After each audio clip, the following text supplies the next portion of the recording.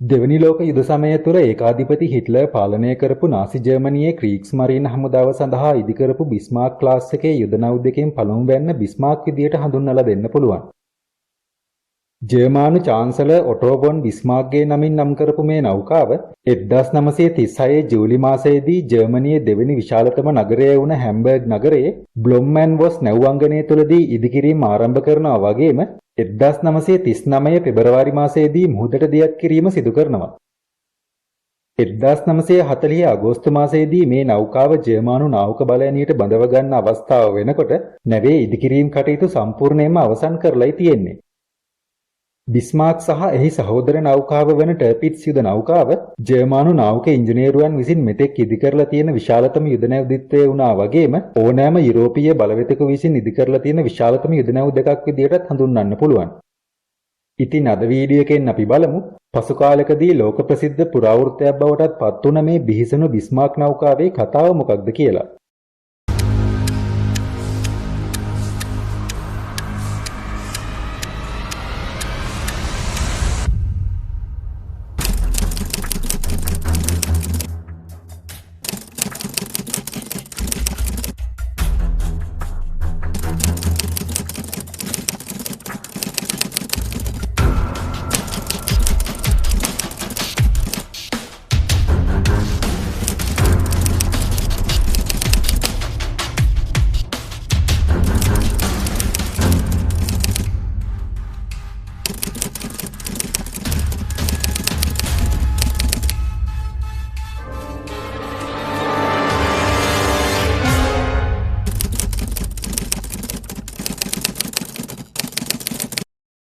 මුලින්ම අපි බලමු මේ බිස්මාර්ක් නෞකාවේ නිර්මාණය සිදු වුණේ කොහොමද කියලා.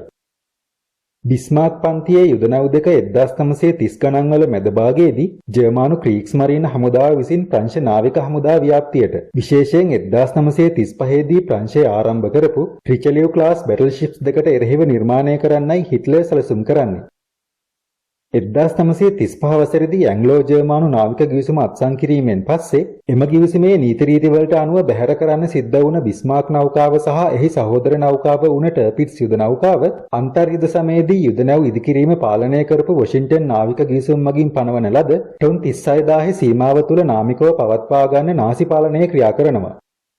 කොහොම වුණත් මේ යුද නැව් දෙකම රහසිගතව ඒ බර සීමාව විශාල අගයකින් නික්මවා ගියත් එක් නෞකාවේ ඉදිකිරීම සම්පූර්ණ කරන්න කලින් 1937 දී ජපානයේ ඉවත් වීම හේතුවෙන් ජාත්‍යන්තර ගිවිසුම් පද්ධතිය බිඳ වැටීම නිසා ගිවිසුමේ අනෙකුත් අත්සන්කරුවන්ට ටොන් 46000 දක්වා බර ප්‍රමාණයකට අවසර දෙන එස්කලේටර් වගන්තියක් ක්‍රියාත්මක කිරීමට ඉඩ සැලසෙනවා. ඊළඟ කොටසෙන් අපි බලමු බිස්මාර්ක් යුද නෞකාව මේ තරම් බල සම්පන්න වෙන්න තරම් ඒ නෞකාවේ තිබුණු අංගෝපාංග මොනවද කියලා. බිස්මාර්ක් නෞකාව ටොන් 41700ක දැවැන්ත ශුද්ධ බරකින් සමන්විත වුණා වගේම සියලුම කාර්ය මණ්ඩලය ආයුධ සහ අනිකුත් උපකරණ ඇතුළත්ව නැවේ මුළු බර ටොන් 50900ක් පමණ වුණා. නැවේ සමස්ත දිග මීටර 250.5ක්, පළල මීටර 36ක් සහ ජල මට්ටමට පහළින් පිහිටි උපරිම උස මීටර 10.2ක් පමණ වුණා කියලයි වාර්තාවල දැක්වෙන්නේ. මේ යුද නෞකාව ජර්මනියේ විශාලතම යුද නෞකාව වුණා වගේම දෙවන ලෝක යුද්ධයෙන් පසුව ක්‍රියාත්මක කරපු HMS වෑන්ගාඩ් නෞකාව හැර වෙනත් ඕනෑම යුරෝපීය යුද නෞකාවකට වඩා විස්ථාපිත බරකින් සමන්විත වුණා. බර ඉතිරි කර ගැනීම සඳහා බිස්මාර්ක් නැව්බන්දේ 90%ක් වෙල්ඩින් කරන ලද වානේ තහඩු යොදාගෙන නිර්මාණය කරලා තියෙනවා. මේ නැව්බන්ද ජල ආරක්ෂිත මැදිරි 22කට බෙදලා තියෙනවා වගේම නෞකාවේ දිගින් 83%ක් දක්වා දිවෙන ඩබල් හල් එකක්. එහෙමත් නැත්නම් දිත්ව පතුලක් සවි කරලා තියෙනවා. බිස්මාර්ක් නෞකාව බලගන්වලා තියෙන්නේ ඔයිල් වලින් ක්‍රියාත්මක වෙන වැග්නර් සුපර්හීටඩ් බොයිලර් 12ක් මගින් වාෂ්ප සපයපු තල තුනේ ස්ක්‍රූ ප්‍රොපලර්ස් 3ක් ධාවනය කරන බ්ලොම්මැන්වොස් ගියර්ඩ් ස්ටීම් ටර්බයින් 3කිනුයි. නැවේ මැද කොටසේ සවි කරලා තිබුණු තනි විශාල පුනියලයක් කරහා මේ බොයිලර් වලට වාතාශ්‍රය සපයලා තියෙනවා. මෙමගින් හෝස් පවර් 1,38,000ක ජවයක් සහිතව නොට් 30ක, ඒ කියන්නේ පැයට කිලෝමීටර් 56ක උපරිම වේගයකින් ගමන් කිරීමට බිස්මාර්ක් නෞකාවට හැකියාව ලබා දෙනවා. බොයිලර් සඳහා නෞකාව තුළ ටොන් 6400ක තෙල් ගබඩා කරලා තිබුණා වගේම එමගින් නෞකාවට නාවික සැතපුම් 8870ක ක්‍රූස් පරාසයක් නොට් 19ක, ඒ කියන්නේ පැයට කිලෝමීටර් 35ක වේගයෙන් ගමන් කිරීමට හැකියාව ලබා දීලා තියෙනවා. නැවේ සම්මත කාර්ය මණ්ඩලයට නිලධාරීන් 103 දෙනෙකු සහ අතිරේකව බඳවාගත් පුද්ගලයන් 1962 දෙනෙකු ඇතුළත් වුණා.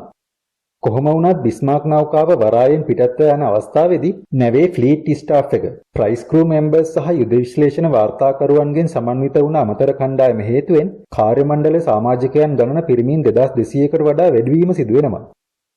ප්‍රයිස් ක්‍රූ මෙම්බර්ස් කියන්නේ සටන්වලදී අත්පත් කරගන්නා සතුරු නෞකාවන් මෙහෙයවීම සඳහා විශේෂයෙන් තෝරාගනු ලබන නිලධාරීන් පිරිසටයි. ඊට අමතරව කාර්ය මණ්ඩලයේ 600ක් පමණ පැමිණියේ නෝර්වේ ආක්‍රමණය වුණ වීස වූ බොම් මෙහෙයීමේදී අහිමි වුණ ලයිට් ක්‍රූසර් ෂිප් එකක් වුණ කාල්ස්වූව නෞකාවෙනුයි. ඒ වගේම බිස්මාක් නෞකාව මගින් අරාඩෝ R196 ඔත්තු බැලීමේ මුහුදු ගුවන් යානා 4ක් රැගෙන ගියා කියලාත් සඳහන් වෙනවා. ඊළඟට අපි බලමු මේ බිස්මාක් නෞකාවේ වෙපන් සහ ආමා එකේ විස්තර මොනවද කියලා. මේ නෞකාවේ ප්‍රයිමරි වෙපන් එක විදියට තිබිලා තියෙන්නේ 380mm SKC-34 naval guns 8කින් සමන්විත කාලතුවක්කු පද්ධතියකුයි. මේ කාලතුවක්කු 8 twin gun turrets එහෙමත් නැත්නම් දිත්ත තුවක්කු පද්ධතීන් 4ක් විදියට සවි කරලා තිබිලා තියෙනවා. මේවා අතරින් ඇන්ටන් සහ බ්‍රූනෝ යනුවෙන් නම් කරපු super firing twin turrets දෙකක් නැවේ ඉදිරිපසත්, සීසර් සහ ඩෝරා යනුවෙන් නම් කරපු twin turrets දෙකක් නැවේ පිටුපසත් සවි කරලා තිබුණා. මීට අමතරව secondary weapon එක 150mm SKC-28 medium caliber naval guns 12කින් සමන්විත වුණා. මේ primary සහ secondary weapons සියල්ලම නෞකාවේ fire control director stations 3කින් පාලනය කරලා තියෙනවා. fire control director station එකක් කියන්නේ නිවැරදි වෙඩි තැබීමක් ලබා ගැනීමට අවශ්‍ය කාර්යයන් ඉටු කිරීමේදී කාලතුවක්කු නිලධාරීන්ට සහාය වෙන integrated system එකකුයි. ටාගට් ඩිස්ටන්ස් එක සහ උණ්ඩවල ගමන් මාර්ග සැලසුම් කිරීමටත් තුවක්කු සඳහා ප්‍රහාරක කෝණ ගණනය කිරීමටත් මෙකැනිකල් කම්පියුටර්ස් භාවිතා කරලා තියෙනවා. මේ සෑම ෆයර් කන්ට්‍රෝල් ඩිරෙක්ටර් ස්ටේෂන් එකකටම ඉහළින් භ්‍රමණය වන අර්ධගෝලාකාර ශීර්ෂයක රේන්ජ් ෆයින්ඩර් එකක් සවි කරලා තිබුණා. රේන්ජ් ෆයින්ඩර් එක කියලා හඳුන්වන්නේ දුරස්ත වස්තුන් වෙත ඇති දුර මැනීමට භාවිතා කරන උපකරණයකුයි. නාවික සැලසුම් ශිල්පීය ක්‍රමයක් වෙන සුපර් ෆයරින් ටෙක්නික් එකේදී ටරට්ස් දෙකක් හෝ වැඩි ගණනක් එකක් පිටුපස එකක් පිහිටවලා තියෙනවා. මෙහිදී පිටුපස ටරට් එක ඉදිරිපස ඇති ටරට් එකට ඉහළින්. ඒ කියන්නේ සුපර් ලොකේෂන් එකේ පිහිටලා තියෙනවා වගේම එමගින් පළමු ටරට් එකට ඉහළින් වැඩි තැබීමේ හැකියාව දෙවෙනි ටරට් එකට ලබා දෙනවා. මේ කන්ෆිගරේෂන් එකෙන් අදහස් කළේ ඉලක්කයේ ටරට්ස් වලට කෙලින්ම ඉදිරියෙන් තිබියදී පවා ඉදිරිපස සහ පිටුපස ටරට්ස් දෙකටම ඔවුන්ගේ ප්‍රහාරක කලාපය තුළ ඇති ඕනෑම ඉලක්කයකට වෙඩි තියන්න පුළුවන් කියලයි. ට්වින් ගන් ටරට්ස් 8කින් සමන්විත බර ගුවන් යානා නාශක අවිය 105mm C-33 කාලතුවක්කු 16කින් සමන්විත වුණා.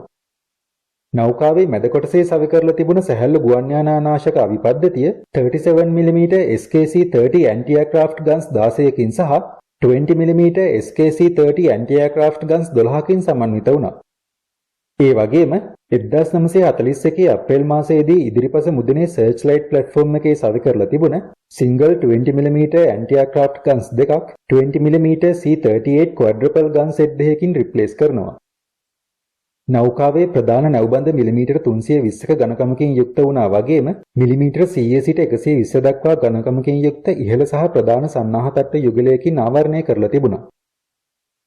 80mm naval gun turrets පද්ධතිය මිලිමීටර් 360ක ඝනකමක් සහිත ෆ්‍රන්ට් ආර්මර් ප්ලේට්ස් වලින් සහ මිලිමීටර් 220ක ඝනකමක් සහිත සයිඩ් ආර්මර් ප්ලේට්ස් වලින් ආවරණය කරලා තිබුණා.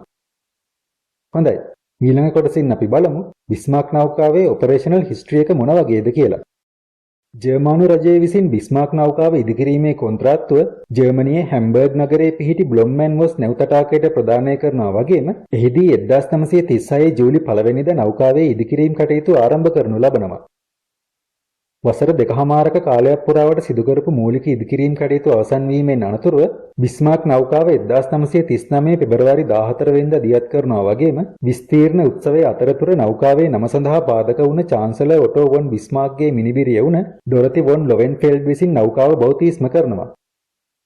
ඒ වගේම ඇඩොල්ෆ් හිට්ලර් විසින් බෞතිස්ම කතාව සිදු කිරීමත් මෙහිදී දකින්න ලැබුණු විශේෂත්වයක්. සම්පූර්ණයෙන්ම ඉදිකිරීම් කටයුතු අවසන් වීමෙන් අනතුරුව 1940 අගෝස්තු 24 වෙනිදා බිස්මාක් නෞකාව බෝල්ටික් සාගර කලාපයේ සිදු කරපු මුහුදු අත්හදා බැලීම සඳහා ජර්මානු නාවික හමුදාවට බඳවා ගන්නවා. නෞකාව ක්‍රියාත්මක කරන අවස්ථාවේ නෞකාවේ කමාන්ඩින් ඔෆිසර් විදියට කපිටන් සුවර්සී අර්නස්ට් ලින්ඩමන් කටයුතු කරනවා. කපිටන් සුවර්සී කියන්නේ ඉංග්‍රීසි භාෂාවට අනුව කැප්ටන් ඇට් සී විදියට හඳුන්වන්න පුළුවන්. බිස්මාර්ක් නෞකාව ක්‍රියාත්මක කිරීමෙන් සති 3කට පස්සේ, ඒ කියන්නේ 1940 සැප්තැම්බර් 15 වෙනිදා හැම්බර්ග් නුවරින් පිටත් වෙන නෞකාව කීල් සමුද්‍ර සන්ධියේත් ආකෝනාතුඩුවේත් මුහුදු අත්හදා බැලීම් ආරම්භ කරනවා.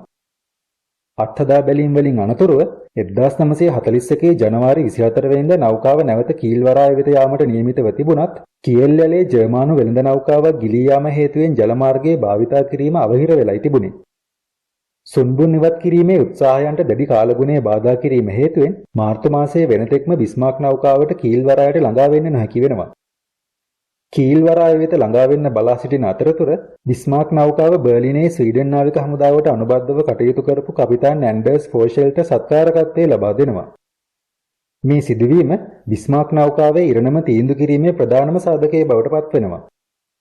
ඒකට හේතුව වෙන්නේ කපිතාන් ඇන්ඩර්ස් ආපහු ස්වීඩනයට යන්නේ බිස්මාර්ක් නෞකාව පිළිබඳ සවිස්තරාත්මක වාර්තාවක් සමගින් වීම නිසයි. මේ වාර්තාව පසු කාලයකදී ස්වීඩන් නාවික හමුදාවේ බ්‍රිතාන්‍යයට ගැති හමුදා නිලධාරීන් පිරිසක් විසින් බ්‍රිතාන්‍ය නාවික හමුදාව වෙතට කාන්දු කරනවා. නෞකාවේ උපරිම වේගය, ක්‍රියාකාරී බල ප්‍රදේශය සහ විස්ථාපනය ඇතුළු වැදගත් කරුණු ඒ වාර්තාවේ නොතිබුණත් මේ තොරතුරු රාජකීය නාවික හමුදාවට බිස්මාර්ක් නෞකාව පිළිබඳ පළමු සම්පූර්ණ විස්තරය ලබා දෙනවා. මාර්තු 6 වෙනිදා වෙනකොට බිස්මාර්ක් නෞකාවට කීල් වරාය වෙත යාම සඳහා නියෝගයක් ලැබෙනවා. අතරමඟදී බිස්මාර්ක් නැව මෙෂර්ස්මිත් BF-109 ප්‍රහාරක යානා කිහිපයක් සමගින් සන්නද්ධ වෙළඳ යාත්‍රා යුගලයක් සහ අයිස් බ්‍රේකර් නෞකාවක් විසින් ආරක්ෂාව සපයනු ලබනවා. මාර්තු 9 වෙනිදා වෙනකොට කීල් වරාය වෙත ළඟා වෙන බිස්මාර්ක් නෞකාවේ කාර්ය මණ්ඩලය විසින් එහිදී නැවට අවශ්‍ය පතරොම්, ඉන්ධන සහ අනෙකුත් සැපයුම් ගබඩා කිරීමෙන් අනතුරුව නෞකාව සතුරන්ගෙන් වසන් කිරීම සඳහා දිලිසෙන තීන්ත වර්ගයක් ආලේප කරනවා. බිස්මාර්ක් නෞකාවේ පිහිටීම ගැන දැනගන්න බ්‍රිතාන්‍ය බෝම්බ හෙළන යානා කිහිපයක් විසින් නැව විනාශ කිරීම අරමුණු කරගනිමින් මාර්තු මාසයේ 12 වෙනිදා කීල් වරායට පහර දුන්නත් ඒ ප්‍රහාරය සාර්ථක වෙන්නේ නැහැ. මේ අතරතුරදී ජර්මානු ක්‍රීග්ස්මරීන හමුදාවේ ඉහළම අනදෙන මූලස්ථානයේ වුණ නේවල් හයි කමාන්ඩ් මෙහෙයවපු නේවල් චීෆ් කමාන්ඩින් ඔෆිසර් වුණ අඩ්මිරාල් එරික් රේඩර් විසින් ඇට්ලාන්ටික් සාගරයේ මිත්‍රපාක්ෂික වෙළඳ ගමනාගමනයට එරෙහිව සන්නද්ධ ප්‍රහාරක නෞකා මතුපිට ප්‍රහාරකයන් ලෙස භාවිතා කිරීමේ ක්‍රියාමාර්ගය දිගටම කරගෙන යන්න අදහස් කරනවා. ඒ වෙනකොට ඇට්ලාන්ටික් සාගරයේ සිදු කරපු ප්‍රධාන වැටලීමක් වුණ ඔපරේෂන් බර්ලින් සම්පූර්ණ කිරීමෙන් පසුව ෂාන්හෝස්ට් ක්ලාස් යුද නැව් දෙකක් වුණ ෂාන්හෝස්ට් සහ නයිසෙනාව් බැටල්ෂිප්ස් දෙක ප්‍රංශයේ බ්‍රෙස්ට් වෙළඳ නගරයේ රඳවලා තිබුණා. මේ අතරතුරදී බිස්මාර්ක් නෞකාවේ සහෝදර නෞකාව වුණ ටර්පිට්ස් නැවේ ඉදිකිරීම් කටයුතු අවසන් වීමට ඉතාමත් ආසන්න වෙලයි තිබුණේ. බිස්මාර්ක් සහ ටර්පිට්ස් බෝල්ටික් මුහුදෙන් පිටත් වෙලා ෂාන්හෝස්ට් ක්ලාස් නැව් දෙක සමග ඇට්ලාන්ටික් සාගරයේදී හමු වෙන්න නියමිතව තිබුණා. මෙහෙයුම ආරම්භ කරන්න සැලසුම් කරලා තිබුණේ 1941 අප්‍රේල් 25 වෙනිදා පමණ වෙනකොටයි.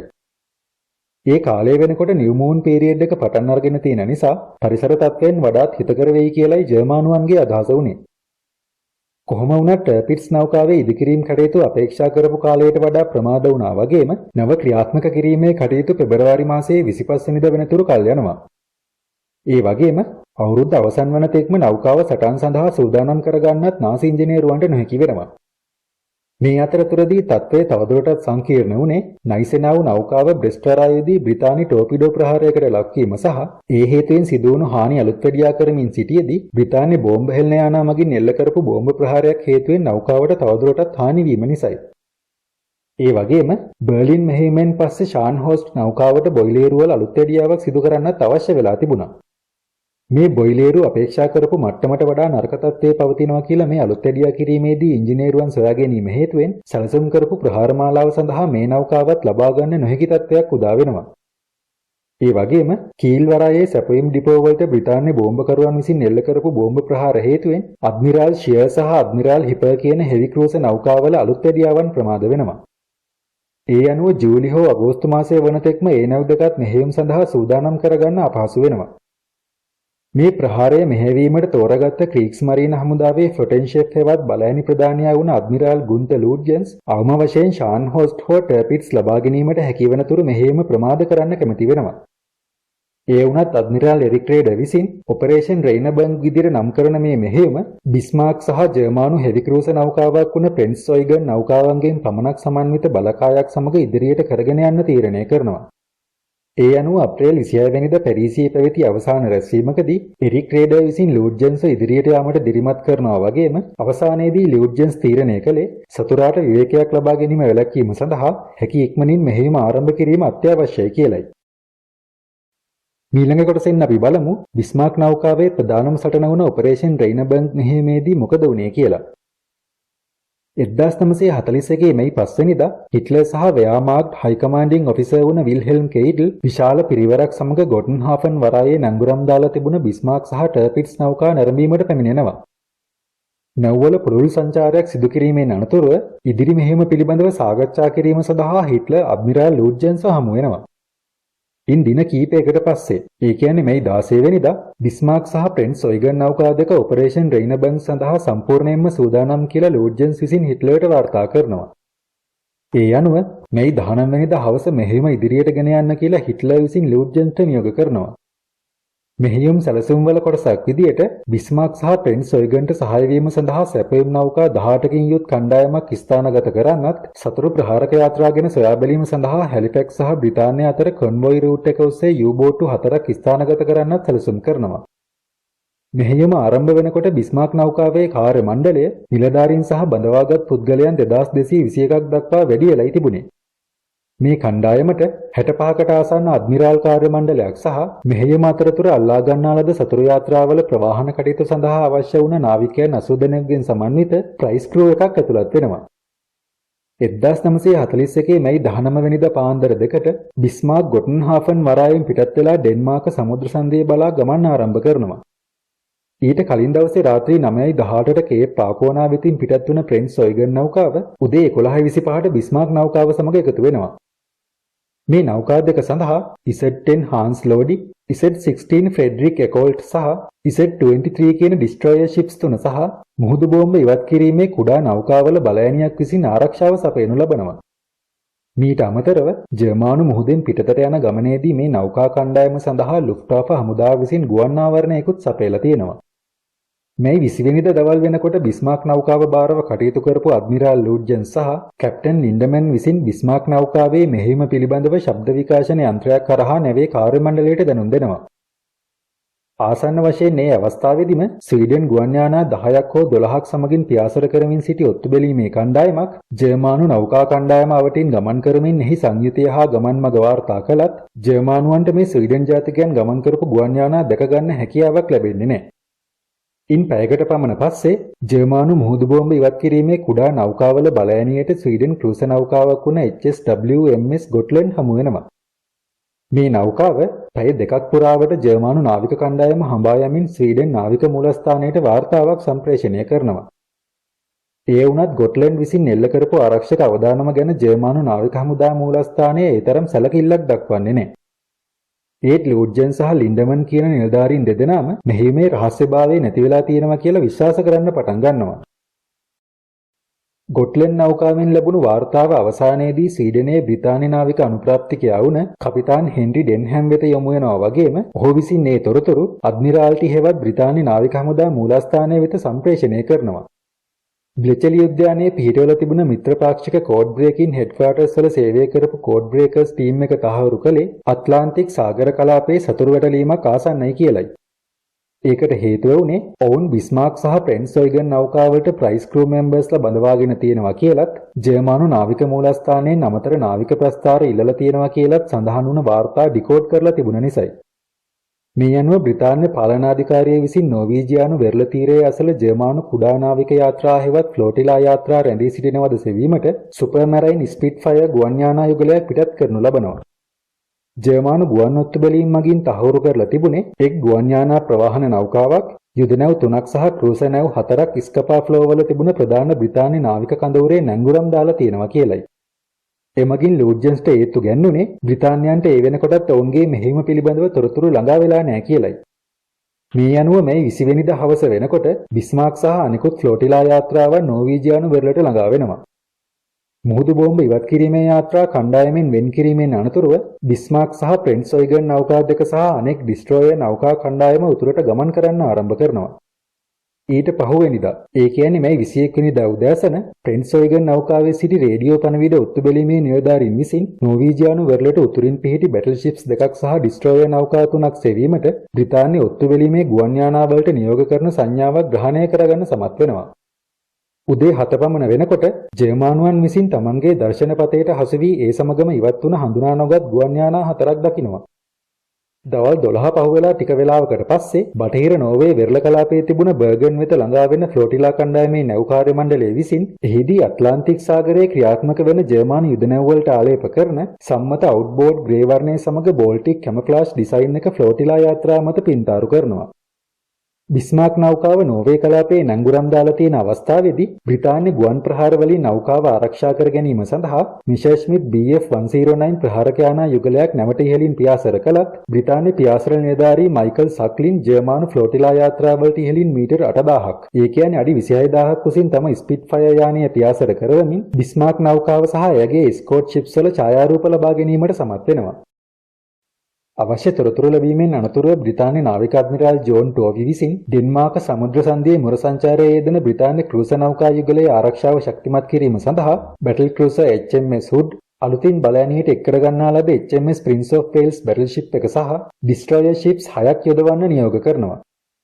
තම මුහුදු සීමාවේ ක්‍රියාත්මක වන බ්‍රිතාන්‍ය නෞක බලයනියේ ඉතිරි කොටස ස්කපා ෆ්ලෝ කලාපයේ දැඩි සීරුවෙන් රඳවලා තිබුණා.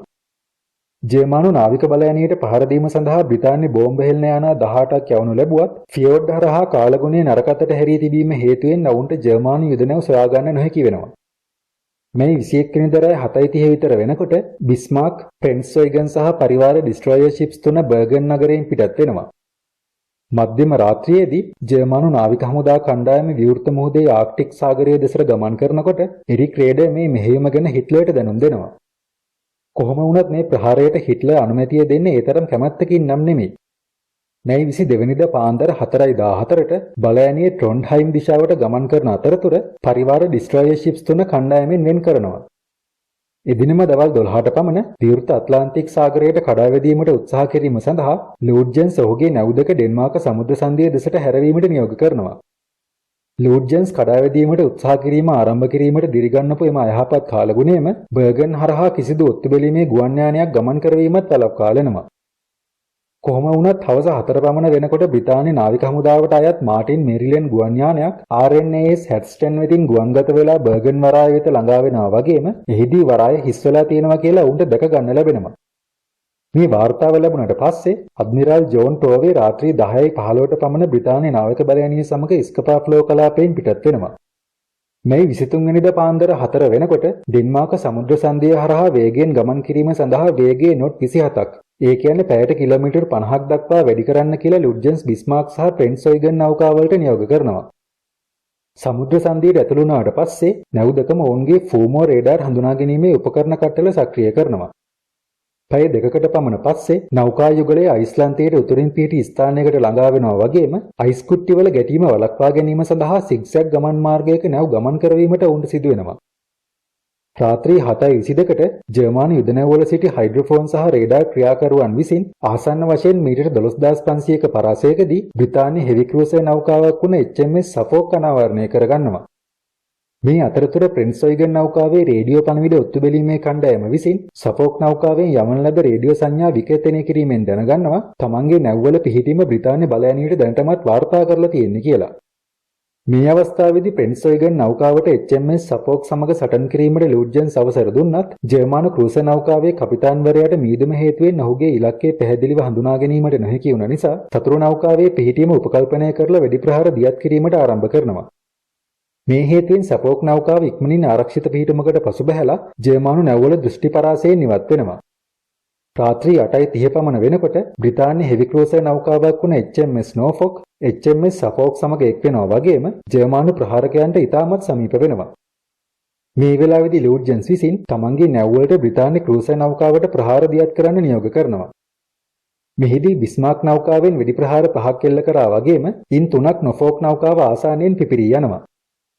මේ හේතුවෙන් නොෆෝක් නෞකාව දුම් තීරයක් පිට කරමින් මීදුම තුලට සැඟවිලා යනවා. 380mm කාලතුවක්කුවකින් වෙඩි තැබීමෙන් ඇතිවන කම්පනය බිස්මාක් නෞකාවේ FOMO 23 රේඩාර් කට්ටලය අක්‍රිය කරනවා. මේ නිසා ප්‍රෙන්සොයිගන් නෞකාවේ ක්‍රියාකාරී රේඩාර් පද්ධතිය භාවිතා කරලා මීළඟ ප්‍රහාරය සඳහා සූදානම් වීමට ඔත්තු බැලීමට හැකිවන පරිදි එම නෞකාවට ඉදිරියට යාමට ලෝඩ්ජන්ස් නියෝග කරනවා. මීළඟට අපි බලන්න යන්නේ මේ වීඩියෝ එකේ රසවත්ම කොටස වෙන ඩෙන්මාර්ක් සමුද්‍ර සන්ධියේ බිහිසුණු සටන සිදුවුණේ කොහොමද කියලයි. මේ 24 වෙනිදා පාන්දර 5:45ට ජර්මානු ඔත්තු බැලීමේ නිලධාරීන් සිටිජය ඇසලින් නිකුත් වෙන දුම්වලාවක් නිරීක්ෂණය කරනවා. සුළු මොහොතකින් ඔවුන් අවබෝධ කරගන්නවා මේ දුම්වලාවන් නිකුත් වෙන්නේ බ්‍රිතාන්‍ය වයිස් අද්මිරාල් ලාන්සලොට් හෝලන්ගේ අණ යටතේ ක්‍රියාත්මක වෙන HMS හුඩ් සහ ප්‍රින්ස් ඔෆ් වේල්ස් යුද නෞකා වලින් කියලා. මේ මොහොතේදී ලූඩ්ජන්ස් වහාම තමන්ගේ නැව් කාර්ය මණ්ඩලයට බැටල් ස්ටේෂන්ස් වෙත යාමට නියෝග කරනවා. පාන්දර 5:52 වෙනකොට ප්‍රහාරක පරාසය මීටර් 26000ක සීමාවේ තිබියදී HMS හුඩ් නෞකාව ප්‍රහාර දියත් කරන්න ආරම්භ කරනවා වගේම ඊට මිනිත්තුවකට පස්සේ ප්‍රින්ස් ඔෆ් වේල්ස් නෞකාවත් ප්‍රහාරයන් ආරම්භ කරනවා. ප්‍රෙන්සොයිගන් නෞකාව බිස්මාර්ක් කියලා වැරදි වැටහීමක හිටිය HMS හුඩ් නෞකාව ප්‍රෙන්සොයිගන් සමග සටන් කරන අතරේදී ප්‍රින්ස් ඔෆ් වේල්ස් නෞකාව බිස්මාර්ක් වෙත ප්‍රහාර එල්ල කරනවා. බිස්මාර්ක් නෞකාවේ සිටි පළමු කාලතුවක්කු භාර නිලධාරියා වුණ ඇඩල්බර්ට් ෂ්නයිඩර් විසින් ප්‍රතිප්‍රහාර එල්ල කිරීම සඳහා දෙවතාවක් අවසර ඉල්ලා හිටියත් ලූඩ්ජන්ස් ඒ සඳහා අවසර ලබා දෙන්න පසුබට වෙනවා. මේ මොහොතේදී ලින්ඩමන් මැදිහත් වෙලා ලූඩ්ජන්ස්ගෙන් වෙඩි තැබීමට අවසර ඉල්ලා සිටිනවා. ඒ ඉල්ලීමට කැමැත්ත පළ කරන ලූඩ්ජන්ස් පාන්දර 5:55ට ඔහුගේ නැව්වලට බ්‍රිතාන්‍යයන් සමග සටන් කිරීමට නියෝග කරනවා. මේ අවස්ථාවේදී ජර්මානු නැව් දෙකම HMS හුඩ් නෞකාව තම ප්‍රහාරවල ඉලක්කය බවට පත් කරගන්නවා. වෙඩි තැබීමේ මිනිත්තුවකට පමණ පස්සේ ප්‍රෙන්සොයිගන් නෞකාව විසින් 203 mm ෂෙල් උණ්ඩයකින් HMS හුඩ් නැවට ප්‍රහාරයක් එල්ල කරනවා. මේ පිපිරීමෙන් HMS හුඩ් නෞකාවේ තිබුණු අන්රොටේටඩ් ප්‍රොජෙක්ටයිල් හැවත් UP පතරම් ගබඩාව පුපුරා යනවා. මේ හේතුවෙන් විශාල ගින්නක් ඇති වුණත් ඒක ඉක්මනින් නිවා දමන්න නැවේ සේවකයන්ට හැකියාව ලැබෙනවා. ෂෙල් වෙඩි ප්‍රහාර 3-4ක් එල්ල කිරීමෙන් අනතුරුව ෂ්නයිඩර් විසින් HMS හුඩ් නෞකාව වෙත තිබුණු පරාසය හොයාගන්නවා. ඒ වගේම ඔහු වහාම ක්‍රියාත්මක වෙන පරිදි බිස්මාර්ක් නැවේ 380 mm කාලතුවක්කු වටින් රැපිඩ් ෆයර් ෂෙල් උණ්ඩ නිකුත් කිරීමට නියෝග ලබා දෙනවා. ඊට අමතරව ප්‍රින්ස් ඔෆ් වේල්ස් නෞකාවට පහර දීමට නැවේ තිබුණු 150 mm සෙකන්ඩරි ගන්ස් භාවිතා කරන්න කියලාත් ඔහු නියෝග ලබා දෙනවා. මේ සමගම හෝලන්ඩ් විසින් ඔහුගේ නැව් බිස්මාර්ක් සහ ප්‍රෙන්සොයිගන් සමග සමාන්තර ගමන් මාර්ගයකට ගෙන ඒම සඳහා ඕලන්ද වරාය දිශාවට අංශක 20ක හැරීමක් නියෝග කරනවා. මේ සිදුවීම දකින ලූඩ්ජන්ස් එල්ල කරමින් තිබුණ වෙඩි ප්‍රහාරයන් HMS හුඩ් නෞකාවෙන් ප්‍රින්ස් ඔෆ් වේල්ස් නෞකාවට මාරු කරන්න කියලා ප්‍රෙන්සොයිගන් කාර්ය මණ්ඩලයට නියෝග කරනවා. ඒකට හේතුව වුණේ ඔහුගේ ප්‍රතිවාදීන් දෙදෙනාම තමන්ගේ ප්‍රහාරයන් යටතේ එකවර රඳවා ගන්න ඔහුට අවශ්‍ය වුණ නිසායි. මිනිත්තු කිහිපයක් ඇතුළත ප්‍රෙන්සොයිගන් විසින් ප්‍රින්ස් ඔෆ් වේල්ස් නෞකාවට පහර කිහිපයක් එල්ල කරනවා වගේම එමගින් සතුරු නෞකාවේ කුඩා ගින්නක් ඇති කරවන්න සමත් වෙනවා. ඊට ටික වේලාවකට පස්සේ ලූඩ්ජන්ස් විසින් ප්‍රෙන්සොයිගන්ට නියෝග කරනවා බිස්මාර්ක් පිටපසින් පසුබහින්න කියලා. ඒකට හේතුව වුණේ නැගෙනහිර දිශාවට නාවික සැතපුම් 10 සිට 12 දක්වා දුරින් පිහිටි නෝෆෝක් සහ සපෝක් නෞකාවල පිහිටීම නිරීක්ෂණය කිරීමට එහිදී හැකියාව ලැබීම නිසායි. උදෑසන 6 පමණ වෙනකොට බිස්මාර්ක් නෞකාවෙන් නිකුත් කරපු පස්වන ෂෙල් උණ්ඩ ප්‍රහාරය HMS හුඩ් නෞකාව වෙත එල්ල වෙනවා. ඒ වයින් ෂෙල් උණ්ඩ දෙකක් නැවට ආසන්නයෙන් කෙටි දුරකින් ජලයට පතිත වුණත් 380 mm ආම පියසින් ෂෙල් උණ්ඩ වලින් එකක් සතුරු නෞකාවට හානි කරමින් නෞකාවේ තුනී ඩෙක් ආම ප්ලේට් එක විනිවිද යනවා. මේ උණ්ඩේ නෞකාවේ පිටුපස පතරම් ගවඩාව දක්වා ළඟා වුණා වගේම ටොන් 112ක කෝඩයිට් ප්‍රොපෙලන්ට් උණ්ඩයක් පුපුරවා දමන්න සමත් වෙනවා. මේ නිසා ඇතිවුණු දැවැන්ත පිපිරීමෙන් ප්‍රධාන කුඹගස සහ පිටුපස දුම්නලය අතර නැවේ පසුපස කොටස කැඩී වෙන් වෙනවා. ඉදිරියට යන කොටස හැමින් ඉදිරියට ගමන් කරද්දී වේගයෙන් ගලා යන ජලයේ හේතුවෙන් නැවේ බෝ එක. එහෙමත් නැත්නම් ඉදිරිපස කොටස ක්‍රමයෙන් ඉහළට එසවෙන්න පටන් ගන්නවා. පිපිරීමෙන් ඉරී ගොස් මුහුදට විවෘත වී තිබුණ මැදිරි වලට ජලය ගලාගෙන යාම හේතුවෙන් නැවේ අවර කොටසත් ක්‍රමයෙන් ඉහළ යනවා. වෙඩි තැබීමෙන් මිනිත්තු 8ක් ඇතුළත HMS හුඩ් නෞකාව මුහුද මත පිටින් සම්පූර්ණයෙන්ම අතුරුදහන් වෙනවා වගේම 1419 දෙනෙකුගෙන් සමන්විත නැවේ කාර්ය මණ්ඩලයේ පුද්ගලයන්ගෙන් 3 දෙනෙක් හැර අනෙක් සියල්ලන්ම නැවත් සමගම මුහුදුබත් වෙනවා. මේ අතරතුරදී HMS හුඩ් නෞකාවේ විනාශය දකින ලූඩ්ජන්ස් ඇතුළු බිස්මාර්ක් කාර්ය මණ්ඩලය පීතිඝෝෂා පවත්වමින් සතුටු වෙනවා. HMS හුඩ් ගිලී යාමෙන් අනතුරුව බිස්මාර්ක් නෞකාව ප්‍රින්ස් ඔෆ් වේල්ස් නෞකාව වෙත වෙඩි තබන්න පටන් ගන්නවා. බ්‍රිතාන්‍ය යුද නෞකාව ඇගේ 6 වන ෂෙල් උණ්ඩයෙන් බිස්මාර්ක් වෙත ප්‍රහාරයක් එල්ල කරන්න සමත් වුණත් ජර්මානු නෞකාව ඇගේ පළමු ෂෙල් උණ්ඩයෙන්ම ප්‍රින්ස් ඔෆ් වේල්ස් නෞකාවේ පිහිටීම හොයාගන්න සමත් වෙනවා. එක්ෂෙල් උණ්ඩයක් ප්‍රින්ස් ඔෆ් වේල්ස් නෞකාවේ කමාන්ඩ් සෙන්ටර් එකට වැදුනත් උණ්ඩේ පුපුරා යාම වෙනුවට අනෙක් පැත්තෙන් පිටව යනවා. මේ හේතුවෙන් නෞකාවේ කමාන්ඩින් ඔෆිසර් වුණ කපිතාන් ජෝන් ලීච් සහ තවත් අයෙකු හැරෙන්න නෞකාවේ අණදෙන මධ්‍යස්ථානයේ රැඳිලා හිටිය නිලධාරීන් සියල්ලම මිය යනවා. මේ ආකාරයට ජර්මානි යුද නැව් දෙක ප්‍රින්ස් ඔෆ් වේල්ස් නෞකාව වෙත බරපතල හානි සිදු කරමින් වෙඩි තැබීම දිගටම කරගෙන යනවා. මේ ප්‍රහාරයන්ගෙන් මෑතකදී සේවයට එක්වුණ බ්‍රිතාන්‍ය නෞකාවේ සිවිල් කාර්මිකයන් සිටියදීම නැවේ තුවක්කු ක්‍රියාවිරහිත වෙනවා. ප්‍රයිමරි වෙපන් එකේ තාක්ෂණික දෝෂ තිබියදීත් ප්‍රින්ස් ඔෆ් වේල්ස් නෞකාව බිස්මාර්ක් නෞකාව වෙත ප්‍රහාර 3ක් එල්ල කරනවා. පළමු ෂෙල් උණ්ඩේ බිස්මාර්ක් නැවේ ඉදිරි කොටසේ ජල මට්ටමට ඉහළින් නැති නැව්බඳේ ගැටුණත් මුහුදු රළවලට නැව්බඳට ඇතුළු වීමට ඉඩ සලසන තරම් පහත් ප්‍රදේශයකයි ගැටීම සිදු වෙන්නේ. දෙවනි ෂෙල් උණ්ඩේ නැව්බඳේ ඉදිරි කොටසේ වම් පැත්තෙන් ඇතුළු වෙලා ඉදිරිපස ඉන්ධන ගබඩාව විනාශ කරමින් නැව්බඳේ දකුණු පැත්තෙන් පිට වෙලා යනවා.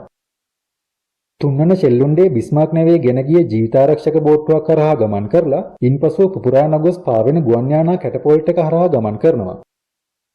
උදෑසන 6:13 පමණ වෙනකොට captain John Leach Prince of Wales නෞකාවට පසුබහින්න අන කරනවා.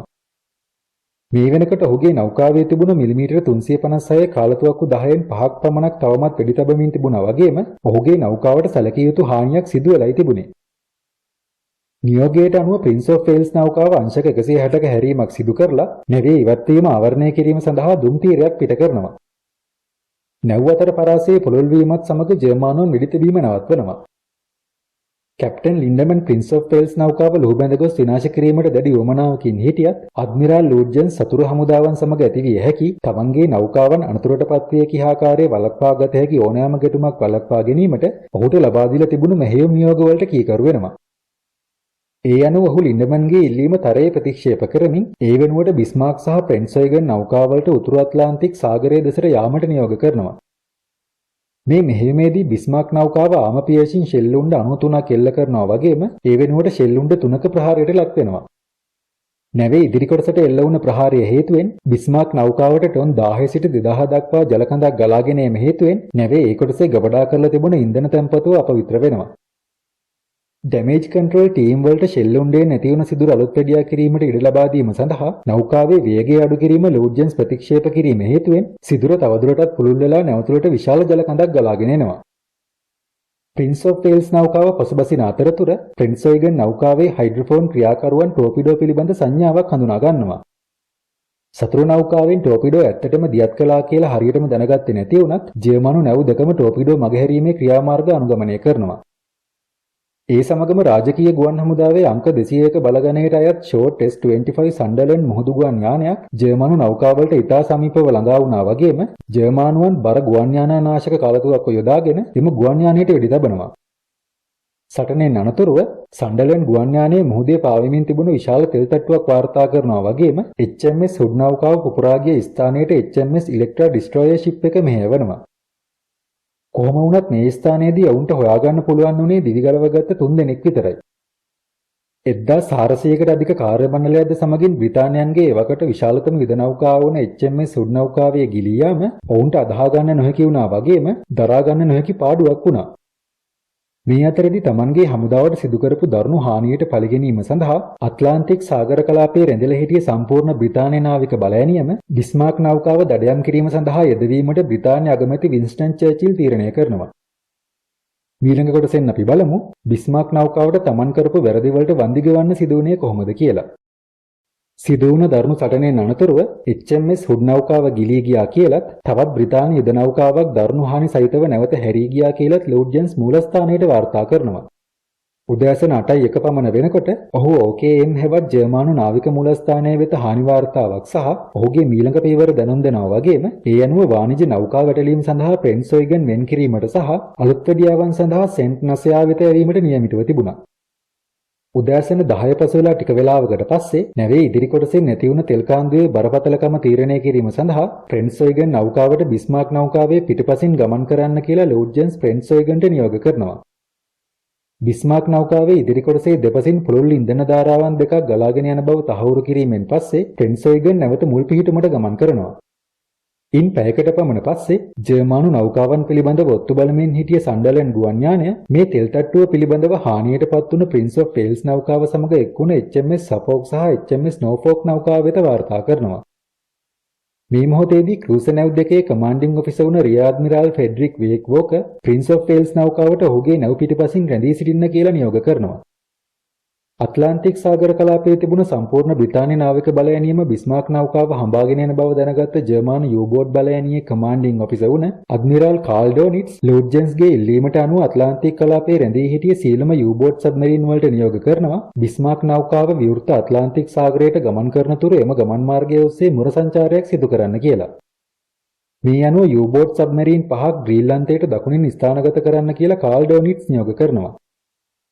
මේ නියෝගයට අනුව මේ 25 වෙනිදා උදෑසන ඔවුන් බිස්මාර්ක් නෞකාව සමග සම්බන්ධතා ඇති කර ගැනීමට අපේක්ෂා කරනවා. මේ අතරෙදි බ්‍රිතාන්‍ය අගමැති වින්ස්ටන් චර්චිල් බිස්මාර්ක් සහ ප්‍රෙන්ට්ස් ඔයිගන් නෞකාවන් ලුහුබැඳීමට එක් වෙන්න කියලා ඒ ප්‍රදේශයේ රැඳිලා හිටිය සියලුම යුද නැව් වලට නියෝග කරනවා. අඩ්මිරාල් ජෝන් ටෝවේගේ නාවික බලඇණිය ජර්මානු ප්‍රහාරකයන්ට බාධා කිරීම සඳහා වේගයෙන් ගමන් කරමින් හිටියත් මේ 24 වෙනිදා උදෑසන වෙනකොට තවමත් බිස්මාර්ක් නෞකාවට නාවික සැතපුම් 350ක්. ඒ කියන්නේ කිලෝමීටර් 650කටත් වඩා දුරින් තමයි ඔවුන් ගමන් කරමින් හිටියේ. මේ අතරෙදි අඩ්මිරාල් ලෝඩ්ජන්ස් ඔහුගේ ගමන් මාර්ගය නැවත ජර්මනිය දිශාවට රීට්‍රේස් කිරීමට උත්සාහ කළොත් ඔහුගේ ගමන් මාර්ගය අවහිර කිරීම සඳහා ඩෙන්මාර්ක සමුද්‍ර සන්ධියේ මුර සංචාරයේ යෙදෙන්න කියලා අඩ්මිරාල්ටි හෙවත් බ්‍රිතාන්‍ය නාවික මූලස්ථානය විසින් HMS මැන්චෙස්ටර්, HMS බර්මින්ග්හැම් සහ HMS අරෙතුසා කියන සැහැල්ලු ක්‍රූසර් නෞකාවන්ට නියෝග කරනවා.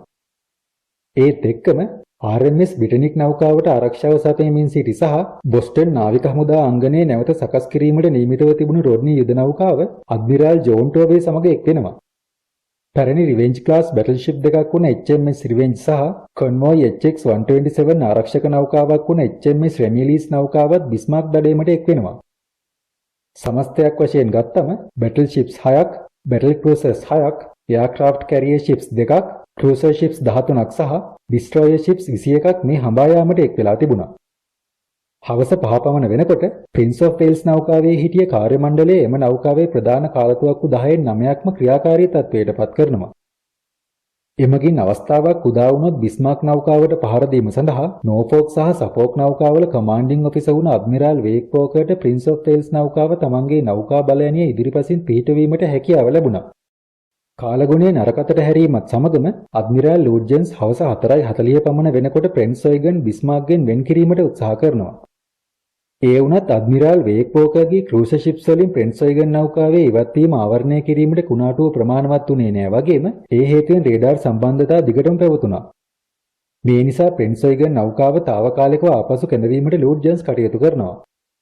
ඉන් ටික වේලාවකට පස්සේ බිස්මාර්ක් වේක් වෝකර්ගේ නාවික බලඇණියට මුහුණ දීමට ආපසු හැරීම හේතුවෙන් HMS සෆෝක් නෞකාවට අධික වේගයෙන් නැවත හැරී යාමට සිදු වෙනවා. මේ අතරේදී ප්‍රින්ස් ඔෆ් වේල්ස් නෞකාව බිස්මාර්ක් වෙතට ෂෙල් වෙඩි 12ක් එල්ල කරනවා වගේම බිස්මාර්ක් ෂෙල් වෙඩි 9කින් ප්‍රතිචාර දක්වනවා. ඒ වුණත් මේ ෂෙල් උණ්ඩ වලින් එකක්වත් නෞකා දෙකේ ගැටෙන්නේ නැහැ.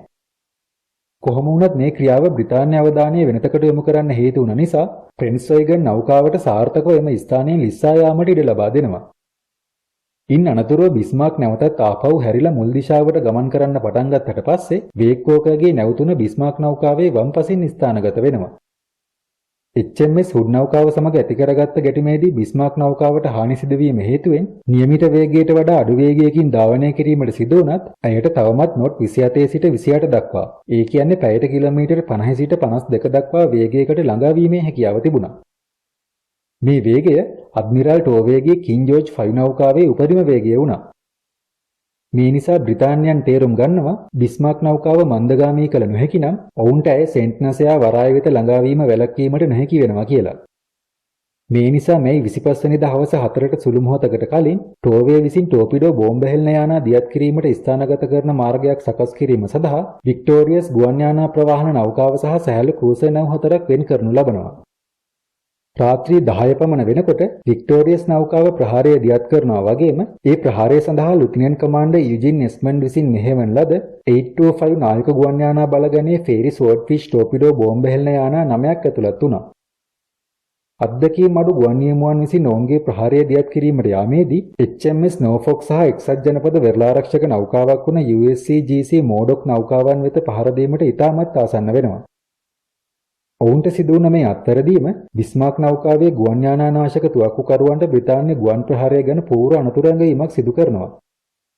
ඒත් එක්කම ෆේරි ස්වෝර්ඩ්ෆිෂ් ගුවන් යානා ඉතාමත් මන්දගාමී සහ ඉතා අඩු උන්නතාංශයක ගමන් කිරීම හේතුවෙන් බිස්මාර්ක් නෞකාවේ කාර්ය මණ්ඩලය විසින් නෞකාවේ ප්‍රධාන සහ ද්විතීයික තුවක්කු හැකිතාක් පහත් කරලා නෞකාව දෙසට පැමිණෙන ගුවන් යානා අසල මුහුදට වෙඩි තියන්න පටන් ගන්නවා.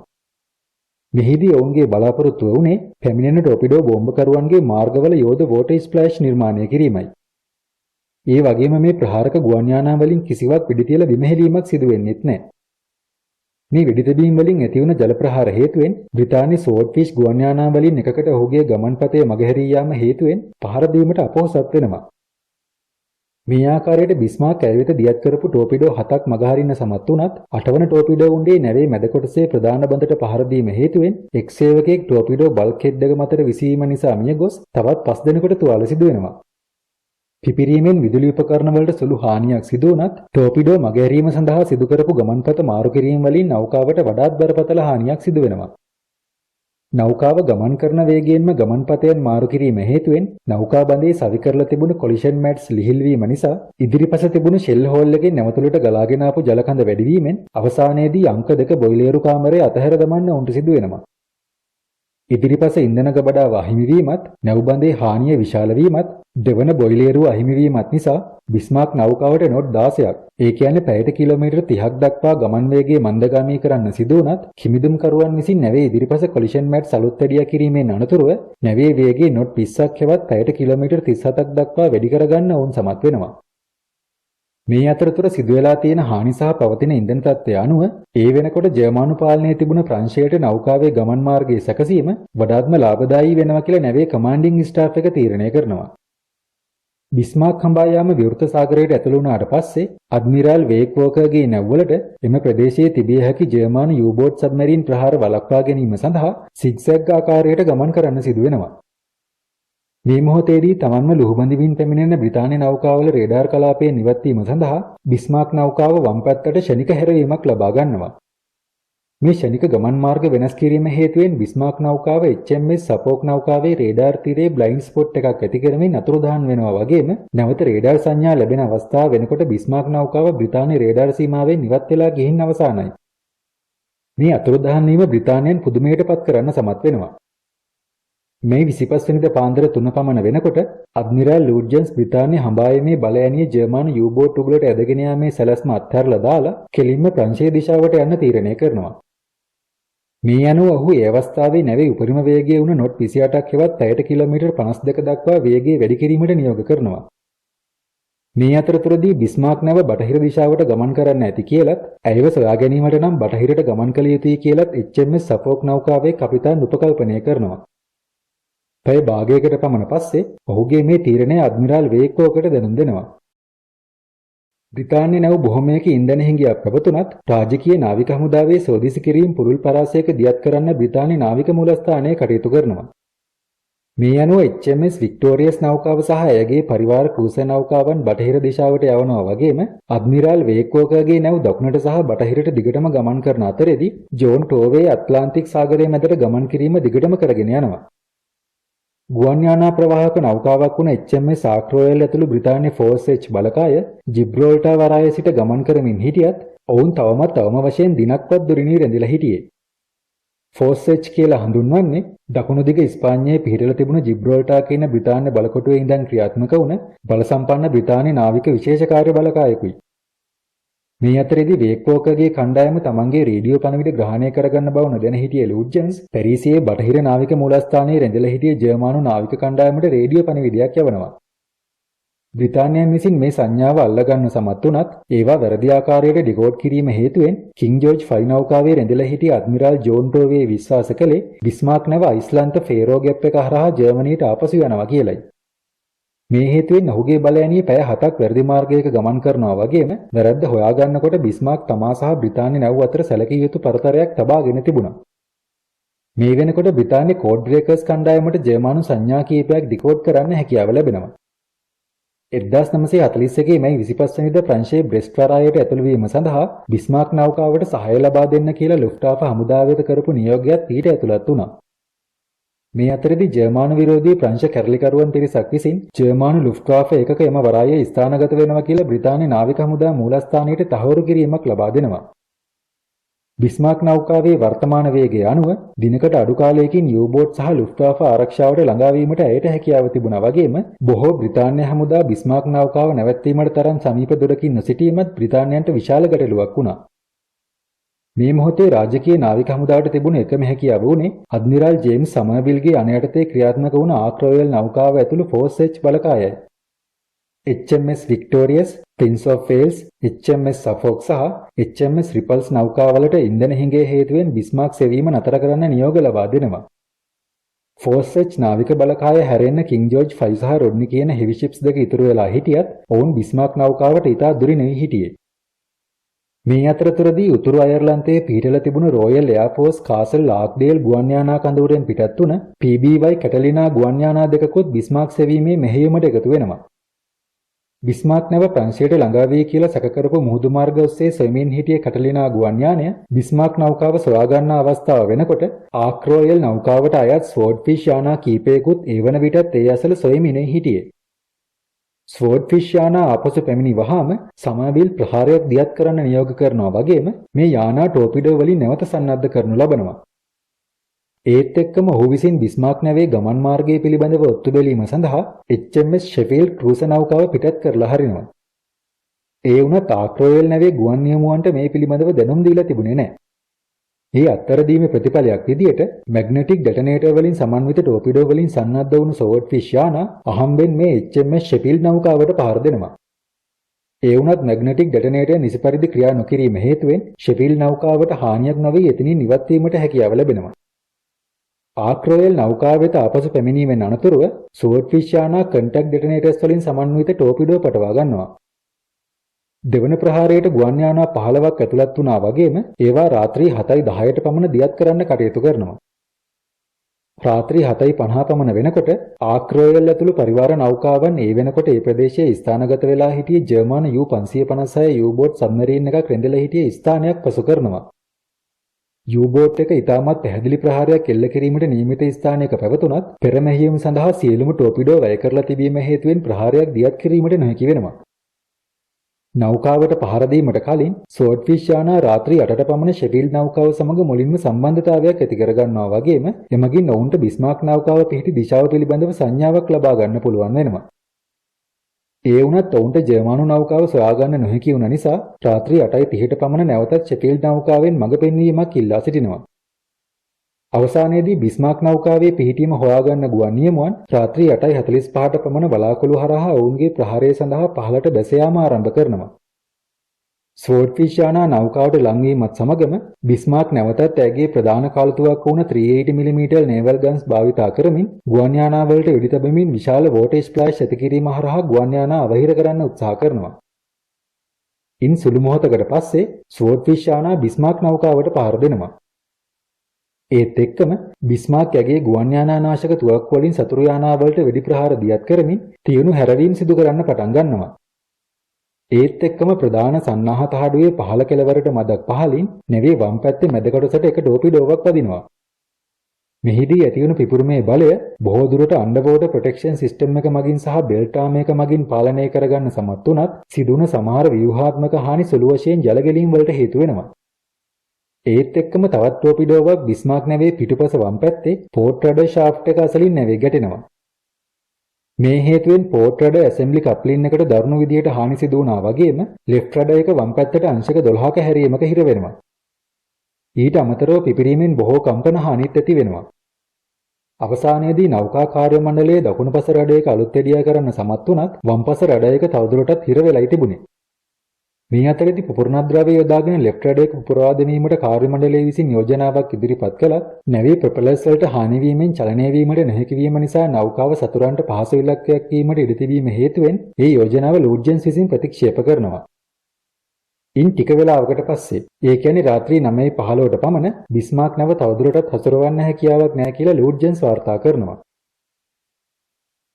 ඊළඟ කොටසෙන් අපි බලමු බිස්මාක් නැවේ අවසානයේ සිදුවන්නේ කොහොමද කියලා. පෝර්ට් රඩර් එක හිරවීමත් සමගම බිස්මාක් දැන් විශාල රවුමක ගමන් කරමින් හිටියා වගේම ටෝවේගේ හමුදාවන්ගෙන් බේරීමට නොහැකි තත්ත්වයක් උදා වෙනවා. ඉන්ධන හිඟේ හේතුවෙන් බ්‍රිතාන්‍යයන්ට යොදා ගන්න පුළුවන් වුණ නැව් සංඛ්‍යාව අඩු කරලා තිබුණත් හෙවි ක්‍රූසර් නෞකාවන් වුණ HMS Dorsetshire සහ HMS Norfolk සමගින් King George 5 සහ Rodney යුද නැව් තවමත් ලබා ගන්න හැකියාව තිබුණා. 26 වෙනිදා රාත්‍රී 9:40ට පමණ ලියුට්ජන්ස් විසින් ජර්මනු නාවික මූලස්ථානයට සංඥාවක් යොමු කරනවා. ඒ සංඥාවෙන් කියවුනේ බිස්මාර්ක් නැව තවදුරටත් පාලනය කරන්න බෑ කියලත් තමා ඇතුළු නිලධාරී මණ්ඩලයේ නැවේ අවසාන ෂෙල්ලුන්ඩේ දක්වා සටන් කරනවා කියලත් වගේම ෆියුරර් එහෙමත් නැත්නම් හිට්ලර් දිගුකල් ජීවත් වේවා කියන පණිවිඩයයි. තමාගේ නැවෙන් යවපු සංඥාවටත් වඩා එයට පිළිතුරු විදියට නාවික මූලස්ථානයෙන් ලැබෙන පණිවිඩ නැවට ළඟා වෙනකොට නැවේ කාර්ය මණ්ඩලයේ මනෝභාවය තවදුරටත් කඩාගෙන වැටෙනවා. කාර්ය මණ්ඩලයේ චිත්ත ධෛර්යය වැඩි කිරීමට අදහස් කරලා උපු පණවිඩ මගින් බිස්මාර්ක් කාර්ය මණ්ඩලයේ මුහුණ දීලා තියෙන මම්මුලා සහගත තත්ත්වයේ පමණක් ඉස්මතු වීම ඒකට හේතුව වුණා. සෝවර්ට් ෆිෂ් යානා ආපහු ආක්‍රෝයල් නෞකාව වෙතට ගමන් කළාට පස්සේ මීදුම අතර සැඟවිලා හිටිය HMS ෂෙපීල් නෞකාව වෙත බිස්මාර්ක් නෞකාවේ ප්‍රධාන කාලතුවක්කු මගින් කෙටි වෙඩි ප්‍රහාරයක් එල්ල වෙනවා. පළමු ෂෙල්ලුන්ඩේ ෂෙපීල් නැවට 70ක් පමණ ඈතින් ගමන් කරත් දෙවන ෂෙල්ලුන්ඩේ ක්‍රූසර් නෞකාවේ ගැටෙනවා වගේම නැව් තට්ටුව මත පතිත වුණ ෂෙල් වෙඩි කැබලි හේතුවෙන් නැවියන් 3 දෙනෙක් මිය ගොස් තවත් 2 දෙනෙකුට තුවාල සිදු වෙනවා. ඉන් අනතුරුව බිස්මාර්ක් නෞකාවෙන් තවත් ෂෙල් වෙඩි 4ක් එල්ල කළත් කිසිදු උණ්ඩයක් ෂෙපීල් නැවේ ගැටෙන්නේ නැහැ. ඒ මොහොතේදී Tamante එල්ල වුණ හදිසි ප්‍රහාරය හේතුවෙන් ෂෙෆීල්ඩ් නෞකාව දුම් තීරයක ආවරණය යටතේ ඉක්මනින් පසු බැහැලා යනවා. මේ නිසා නැව් අතර පරාසය වැඩිවීම හේතුවෙන් ෂෙෆීල්ඩ් නැවට බිස්මාර්ක් සමග සම්බන්ධතා නැතිවීම නිසා කපිතාන් ෆිලිප් වියාන්ගේ ඩිස්ට්‍රොයර් ෂිප්ස් 5කින් යුත් කණ්ඩායමට රාත්‍රියේ පුරාම බිස්මාර්ක් සමග සම්බන්ධතා පවත්වා ගැනීමට බ්‍රිතාන්‍ය නාවික මූලස්ථානය විසින් නියෝග ලබා දෙනවා. මේ ඩිස්ට්‍රොයර් ෂිප්ස් බලයනිය රාත්‍රී 10:38ට පමණ බිස්මාර්ක් නෞකාව රැඳිලා හිටිය කලාපයට පැමිණෙනවා. ඒත් එක්කම බිස්මාර්ක් තමන්ගේ ප්‍රධාන කලතුවක්කුවෙන් මේ නැව්වලට ප්‍රහාරයක් දියත් කරනවා. පෝලන්ත ඩිස්ට්‍රොයර් ෂිප් එකක් වුණ ORP පියොරන් නෞකාව මීටර් 12000ක් පමණ දුරකට ආසන්න වන තෙක්ම බිස්මාර්ක් නෞකාව අසලට ගමන් කළත් බිස්මාර්ක් නෞකාවෙන් එල්ල කරපු ෂෙල් වෙඩි ප්‍රහාරයක් පියොරන් නෞකාව අසලටම පතිත වීමෙන් ඇති වුණ කම්පනය හේතුවෙන් ඔවුන් නැවත හැරී ආරක්ෂිත සීමාවකට පසුබහිනවා. මේ 26 වෙනිදා රාත්‍රියේ පුරාම සහ 27 වෙනිදා උදෑසන වෙනකොටත් කැප්ටන් වියාන්ගේ ඩිස්ට්‍රොයර් ෂිප්ස් බලයනිය ස්ටාර් ෂෙල් උණ්ඩ වලින් බිස්මාර්ක් නෞකාවට පහර දෙනවා වගේම වෙන වෙනම ප්‍රහාර 9කින් ටෝපිඩෝ 16ක් වෙඩි තැබුවත් ඒ කිසිවක් බිස්මාර්ක් නෞකාවේ ගැටෙන්නේ නැහැ. පාන්දර 5:06 අතර බිස්මාර්ක් නැවේ කාර්ය මණ්ඩලය විසින් නෞකාවේ වෝ ඩයරි එකත් HMS හුඩ් සමග ඇති කරගත්ත ගැටීමේ දර්ශන සහ අනෙකුත් වැදගත් ලිපිගනු රැගෙන යාම සඳහා අරාඩෝ 196 පාවෙන ගුවන් යානා වලින් එකක් දියත් කිරීමට උත්සාහ කළත් පළමු ගැටීමේදී ප්‍රින්ස් ඔෆ් වෙල්ස් නෞකාවෙන් එල්ල වුණු තුන්වන ෂෙල්ලුන්ඩේ ගුවන් යානා කැටපල්ට් එකේ ස්ටීම් ලයින් එකට හානි කරලා කැටපල්ට් එක අක්‍රිය වෙලා තිබීම හේතුවෙන් ගුවන් යානය දියත් කිරීමට නොහැකි වුණ නිසා සතුරු ප්‍රහාර හේතුවෙන් ගුවන් යානය ගිනි ගන්න කලින් මුහුදට තල්ලු කරලා දාන්න නැවේ කාර්ය මණ්ඩලය කටයුතු කරනවා. ඊට පස්සේ උදේ 7:10 පමණ වෙනකොට ලූට්ජන්ස් විසින් මේ ලිපිගනු ලබා ගැනීම සඳහා යූබෝට් එකකට බිස්මාර්ක් නැව අසලට පැමිණෙන්න පුළුවන්ද කියලා විමසීමක් කරනවා. ඒ අසල කලාපයේ රැඳිලා හිටිය U556 යූබෝට් එකට මේ කාර්යය එක්වරම පැවරුවත් ඒ යූබෝට් එක ඒ වෙනකොට ජලයෙන් යට රැඳිලා හිටිය නිසා සංඥාවෙන් ලබා දුන්න පණවිඩය මග හැරෙනවා. කොහොම වුණත් U556 යූබෝට් එකට මේ කාර්යය ක්‍රියාත්මක කිරීමට නොහැකි තරම් අඩු ඉන්ධන ප්‍රමාණයක් තමයි ඒ වෙනකොටත් තිබිලා තියෙන්නේ. මේ 27 වෙනිදා උදේ 8:43 පමණ වෙනකොට කිං ජෝර්ජ් 5 නෞකාවේ නිරීක්ෂකයන් බිස්මාර්ක් නෞකාව මීටර් 23000ක් පමණ දුරින් නිරීක්ෂණය කරනවා. ඉන් මිනිත්තු 4කට පස්සේ ඊට පිටුපසින් ගමන් කරපු HMS රොඩ්නි නෞකාවේ මිලිමීටර් 406 කාලතුවක්කු 6කින් සමන්විත වුණ ෆෝවර්ඩ් ටරට් දෙකෙන් බිස්මාර්ක් නැවට වෙඩි තියන්න පටන් ගන්නවා වගේම ඉන් ටික වේලාවකට පස්සේ කිං ජෝර්ජ් 5 නෞකාවේ මිලිමීටර් 356 කාලතුවක්කු වෙඩි තබන්න පටන් ගන්නවා. උදේ 8:50 පමණ වෙනකොට බිස්මාර්ක් යගේ ෆෝවර්ඩ් ටරට්ස් වලින් සතුරු නෞකාවලට ප්‍රතිප්‍රහාර එල්ල කරන්න පටන් ගන්නවා. බිස්මාර්ක් නැවෙන් එල්ල කරපු දෙවෙනි ෂෙල්ලුන්ඩේ රොඩ්නි නැවේ ගැටුණත් ඉන් අනතුරුව බිස්මාර්ක් නැව මෙහෙයවන්න නොහැකිව තද මුහුදේ අක්‍රමවත් ආකාරයට චලනය වුණා වගේම ප්‍රහාරක පරාස ගණනය කිරීම සඳහා පුරෝගතනය කළ හැකි ගමන් මාර්ගයක් තීරණය කිරීමට නැවේ කාලතුවක්කු භාර නිලධාරියා වුණ ඇඩල්බර්ට් ෂ්නයිඩර්ට නොහැකි වුණ නිසා බිස්මාර්ක් නෞකාවට ඇගේ කාලතුවක්කු ඉලක්ක කර ගැනීමේ හැකියාව ක්‍රමයෙන් නැති වෙලා යනවා. ප්‍රහාරක පරාසය පහත වැටීමත් සමගම නැව්වල සෙකන්ඩරි ගන්ස් ක්‍රියාත්මක කරන්න පුළුවන් වුණ නිසා නෝෆෝක් සහ ඩෝසෙට්ෂයර් නැව් ඔවුන්ගේ මිලිමීටර් 203 කාලතුවක්කු වලින් වෙඩි තියන්න පටන් ගන්නවා.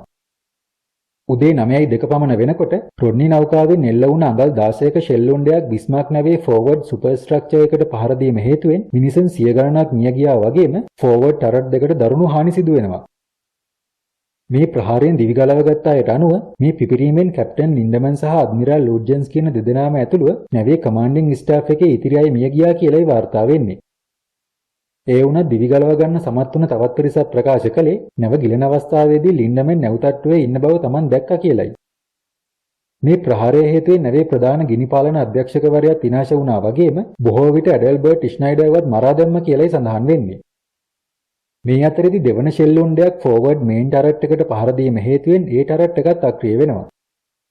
මේ අවස්ථාවේදී නැවේ පසුපස පාලන ස්ථානයේ භාරව හිටිය ලෙෆ්ටිනන්ට් මූලන්හයිම් රෙච්බර්ග් විසින් පිටුපස කාලතුවක්කු සඳහා වෙඩි තැබීමේ පාලනය බාර ගන්නවා. බ්‍රිතාන්‍ය ෂෙල් උණ්ඩයක් තුවක්කු බාර නිලධාරියා විනාශ කරලා ඔහුගේ උපකරණ අක්‍රිය කරන්න කලින් ෂෙල් උණ්ඩ 3ක් වෙඩි තියන්න ඔහු සමත් වෙනවා. ඊට පස්සේ ලෙෆ්ටිනන්ට් මූලන්හයිම් වෙන වෙනම කාලතුවක්කු වලින් වෙඩි තියන්න අනකලත් උදේ 9:31 පමණ වෙනකොට මේන් ටරට් 4ම ක්‍රියාවිරහිත වෙනවා. බිස්මාර්ක් නැවෙන් එල්ල කරපු ෂෙල් උණ්ඩ වලින් එකක් රොඩ්නි නැවේ ඉදිරිපසින් අඩි 20ක් දුරින් පුපුරා ගිහින් ඒ නැවේ දකුණුපස ටෝපිඩෝ නලයට හානි වෙනවා. උදේ 9:10ට පමණ රොඩ්නි නැව මිලිමීටර් 620 ටෝපිඩෝ වලින් 6ක් කිලෝමීටර් 10ක් දුරින් දියත් කරන අතරේදී නෝෆොක් නැව කිලෝමීටර් 15ක් දුරින් ටෝපිඩෝ 4ක් දියත් කරනවා. ඒ වුණත් මේ ටෝපිඩෝ වලින් එකක්වත් බිස්මාර්ක් නැවේ ගැටෙන්නේ නැහැ. බිස්මාර්ක් නැවේ කමාන්ඩින් ස්ටාෆ් එක තවදුරටත් ප්‍රතිචාර නොදැක්වීමත් සමගම හානි පාලන මධ්‍යස්ථානයේ විධායක නිලධාරී ෆ්‍රෙගටන් කපිටාන් හෙවත් ෆ්‍රයිගේට් කැප්ටන් හාන්ස් ඔයිල්ස් නෞකාවේ පාලනය ඔහුගේ යටතට බාර ගන්නවා. නැවේ වම් පැත්තේ සිදුවුණු සමහර අතපසවීම් සහ නෞකාවට තවදුරටත් සටන් කිරීමට නොහැකි වීම නිසා බ්‍රිතාන්‍යයන් විසින් නැවට ගොඩවීම වැළැක්වීම සහ ජීවිතහානි අවම කිරීම සඳහා නැවේ කාර්ය මණ්ඩලයට නැව අතහැර යාමට ඉඩ ලබා දීම සඳහා කැප්ටන් ඔයිල්ස් උදේ 9:30ට පමණ බිස්මාර්ක් නෞකාව ගිල්වා දැමීමට තීරණය කරනවා. කොහොම වුණත් ඒ වෙනකොටත් නැවේ ප්‍රධාන තට්ටුවට හානි වීමෙන් සැලකිය යුතු ජලකඳක් නැවට ඇතුළු වීම හේතුවෙන් බිස්මාර්ක් නැව සෙමින් ගිලමින් පැවතුනත් නැවේ ඉතා විශාල මෙටාසෙන්ට්‍රික් කුස නිසා නැව තවමත් පාවෙමින් පැවතුණා. උදේ 9:30 පමණ වෙනකොට කැප්ටන් ඔයිල්ස් නැවතට්ටු වලට පහළින් සිටින පුද්ගලයන්ට නැව අත්හැරලා යන්න කියලා නියෝග කරනවා. ඒ වගේම ඔහු විසින් එන්ජින් රූම් ක්‍රූ එකට උපදෙස් දෙනවා නෞකාවේ බල්ක්හෙඩ්ස් දොරවල් විවෘත කරලා ස්කට්ලින් චාර්ජස් එවත් ගිල්වා දැමීමේ පූර්ණද්‍රව්‍ය සූදානම් කරන්න කියලා. නැව ගිල්වා දැමීමට සූදානම් වීමේ නියෝගයෙන් අදහස් කළේ නැව තට්ටු අතර සවි කරලා තිබුණු බල්ක්හෙඩ්ස් දොරවල් දිගටම විවෘතව තැබීමයි. එමගින් ෂෙල් උණ්ඩයෙන් හානි වීමෙන් බැටරි ඩෙක් එකට ඇතුළු වුණ ජලය බැටරි ඩෙක් එකට පහළින් තිබුණ තට්ටුවට ගලා යාමට සැලැස්වීම හරහා නැවේ ඇලවීම සැලකිය යුතු ලෙස වැඩි කිරීමෙන් අවසානයේදී බිස්මාර්ක් එක් පැත්තකට පෙරලා ගිල්වා දැමීමයි ඔහුගේ බලාපොරොත්තුව වුණේ. බැටරි ඩෙක් එක කියලා හඳුන්වන්නේ නැවේ ප්‍රයිමරි සහ සෙකන්ඩරි වෙපන් ඉන්ස්ටෝල් කරලා තියෙන තට්ටුවටයි. නැවේ චීෆ් ඉංජිනේරින් ඔෆිසර් වුණ ගර්හාඩ් ජුනාක් මිනිත්තු 9ක ටයිම් පීරියඩ් එකකට ඩිමොලිෂන් චාර්ජස් වල ටයිම් ෆියුස් එක සෙට් කරන්න කියලා ඔහුගේ කණ්ඩායමට නියෝග කළත් ඉන්ටර්කොම් පද්ධතියේ බිඳ වැටීම හේතුවෙන් නැව ගිල්වා දැමීමේ නියෝගය තහවුරු කිරීම සඳහා ඔහු පණවිඩකරුවෙක් යවනවා. ඒ වුණත් පණවිඩකරු කිසිවිටකත් ආපසු පැමිණියේ නැති නිසා ජුනාක් විසින්ම ඩිමොලිෂන් චාර්ජස් ක්‍රියාත්මක කරලා ඔහුගේ මිනිසුන්ට නැවෙන් ඉවත් වෙන්න කියලා නියෝග කරනවා. මේ අතරතුර හාන්ස් ඔයිල්ස් නැව පුරා වේගයෙන් දිව යමින් නැවේ කාර්ය මණ්ඩලයට ඔවුන්ගේ ස්ථාන අත්හැරලා දාලා නැවෙන් පිටවෙලා යන්න නියෝග කරනවා. මේ මොහොතේදී කිං ජෝර්ජ් 5 නෞකාවෙන් එල්ල වුණ අඟල් 14ක ෂෙල් උණ්ඩයක් බිස්මාර්ක් නෞකාවේ ඉහළ සන්නාහත හඩුව විනිවිද ගිහින් නැවේ පිටුපස ආපනශාලාවේදී පුපුරා ගියා වගේම ඒ පිපිරීමෙන් ගන් ඩෙක් එක මත හිටිය ඔයිල්ස් ඇතුළු තවත් 100ක් පමණ නැවියන් මිය යනවා. උදෑසන 10 පමණ වෙනකොට අඩ්මිරාල් ටෝවේගේ යුද නැව් දෙක බිස්මාර්ක් නැවට ඉතා සමීප පරාසයක ඉඳන් ප්‍රධාන කාලතුවක්කු ෂෙල් වෙඩි 700කට වඩා වෙඩි තියලා තිබුණා. මේ අතරේදී රොඩ්නි නෞකාව ඒ නැවේ ප්‍රධාන කාලතුවක්කු සඳහා පොයින්ට් බ්ලැන්ක් රේන්ජ් එක වුණ මීටර් 2700ක් දක්වා ආසන්නයට ගමන් කරලා වෙඩි තැබීම දිගටම කරගෙන යනවා. පොයින්ට් බ්ලැන්ක් රේන්ජ් එක කියන්නේ නෞකාවක තුවක්කුවකින් එල්ල කරන උණ්ඩ පතිත වන ලක්ෂ්‍ය ගණනය කිරීමකින් තොරව තිරස් අතර ඍජුවම ප්‍රහාර එල්ල කළ හැකි උපරිම දුරයි. මේ වෙනකොට බිස්මාර්ක් නැව ඉදිරි අන්තයේ ඉඳන් පිටුපස අන්තයට වෙනකන්ම ගිනිගෙන විනාශ වෙලා තිබුණා වගේම නොකඩවා ගලාගෙන ආපු මුහුදු වතුර හේතුවෙන් වම් පැත්තට අංශක 20ක ආනතියක් සමගින් අවර කොටස ක්‍රමයෙන් ගිලමිනුයි තිබුණේ. ජර්මානුවන් ඔවුන්ගේ දජ පහත හෙළන තුරු හෝ ඔවුන්ගේ නැව අත්හැර යන බව පැහැදිලි වන තුරු අඩ්මිරාල් ටෝවේ තමන්ගේ වෙඩි තැබීම් නතර කළේ නැහැ. සමස්තයක් වශයෙන් ගත්තම බ්‍රිතාන්‍ය නැව් හතර තමන්ගේ ප්‍රහාරයන් අතරතුරදී බිස්මාර්ක් නෞකාව වෙත ෂෙල් වෙඩි උණ්ඩ 2800කට වඩා එල්ල කළා වගේම එයින් ප්‍රහාර 400කට වඩා බිස්මාර්ක් නැවේ ගැටුණත් වෙඩි තැබීමෙන් බිස්මාර්ක් නැව ගිල්වා දමන්න නොහැකි වුණා. පොයින්ට් බ්ලැන්ක් රේන්ජ් එකේ ඉඳන් එල්ල කරපු දැඩි ප්‍රහාර වලින් බිස්මාර්ක් නැවේ සුපර් ස්ට්‍රක්චර් එකට සහ ජල මාර්ගයට ඉහළින් තිබුණ බඳෙහි කොටස් විනාශ කළා වගේම ඉතා බරපතල ජීවිත හානි සිදු කළත් අවසානයේදී නැව ගිලී යාමට එමගින් දායක වුණේ ඉතා සුළු ප්‍රතිශතයක් විතරයි. රොඩ්නි නෞකාව ඇගේ වම් පැත්තේ නලයෙන් ටෝපිඩෝ දෙකක් එල්ල කළා වගේම ඉන් එකක් නැවේ ගැටුණා කියලා වාර්තා වෙනවා. ස්කොට්ලන්ත ජාතික මාධ්‍යවේදියෙක් වුණ ලොඩවික් කෙනඩිට අනුව මේ සිදුවීම සත්‍ය නම් ඉතිහාසයේ එක් යුද නැවක් තවත් යුද නැවකට ටෝපිඩෝවක් එල්ල කරපු එකම අවස්ථාව මේක වෙන්න පුළුවන් කියලා අදහස් දක්වලා තියෙනවා. ඉන් ටික වෙලාවකට පස්සේ ඒ කියන්නේ උදෑසන 10:20ට පමණ අටවල තිබුණ ස්කට්ලින් චාර්ජස් පුපුරලා යනවා. උදෑසන 10:35 පමණ වෙනකොට නෞකාව වම් පැත්තට විශාල අනතියක් සමගින් සෙමින් පෙරළී ගොස් අවර කොටසින් ගිලී යනවා.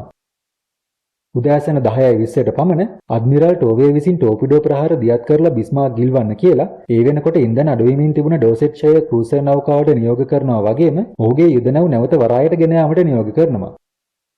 ඒ අනුව ඩෝසෙට්ෂයර් නෞකාව බිස්මාර්ක් නැවේ දකුණු පැත්තට ටෝපිඩෝ යුගලයක් එල්ල කරනවා වගේම ඉන් එකක් නැවේ ගැටෙනවා. ඊට පස්සේ ඩෝසෙට්ෂයර් නෞකාව බිස්මාර්ක් නැවේ වම් පැත්තට ගිහින් තවත් ටෝපිඩෝවක් එල්ල කරනවා වගේම ඒ ටෝපිඩෝවත් බිස්මාර්ක් නැවේ ගැටෙනවා.